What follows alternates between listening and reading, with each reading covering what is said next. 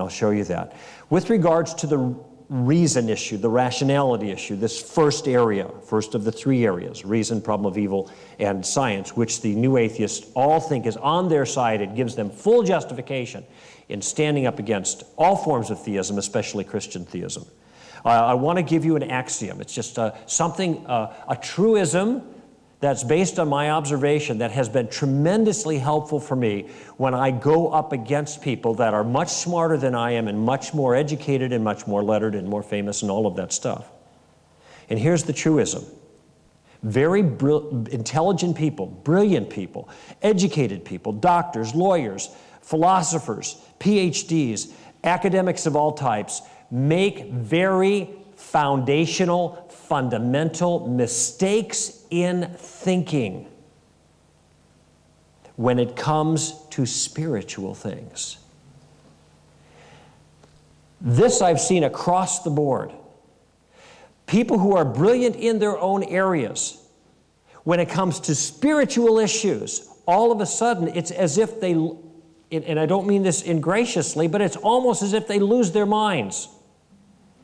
And they say the most foolish, irrational kinds of things. And they put up arguments that don't go anywhere, and they're deeply impressed by that. I'm going to give you a couple of examples of some of the most famous people in the world in this area and what they say. And you're going to look at it on the screen. You're going to say, oh my goodness, that's not as scary as I thought it would be. So that's the axiom. But before we can get into that, we have to talk a little bit about how does reasoning work. So I'm going to give you a thumbnail sketch, a little tutorial here in critical thinking.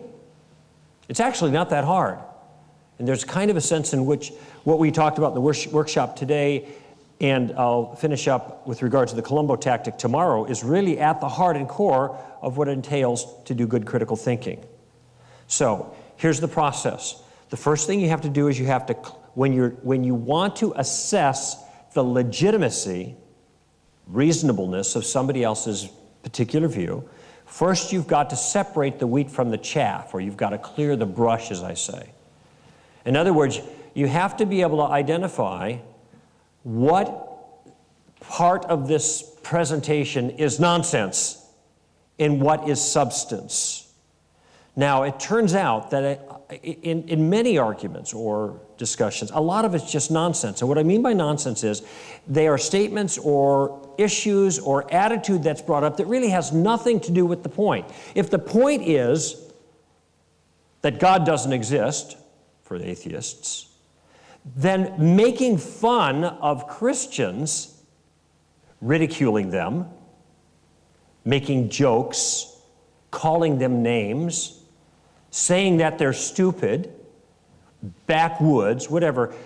Do you see that this kind of attack on the individual, whether it's an attack on their character or on their intelligence or on their culture or on their church, or that they're hypocritical, that none of those attacks, even if they're all true, have anything at all to do with whether God exists or not. This is just distraction.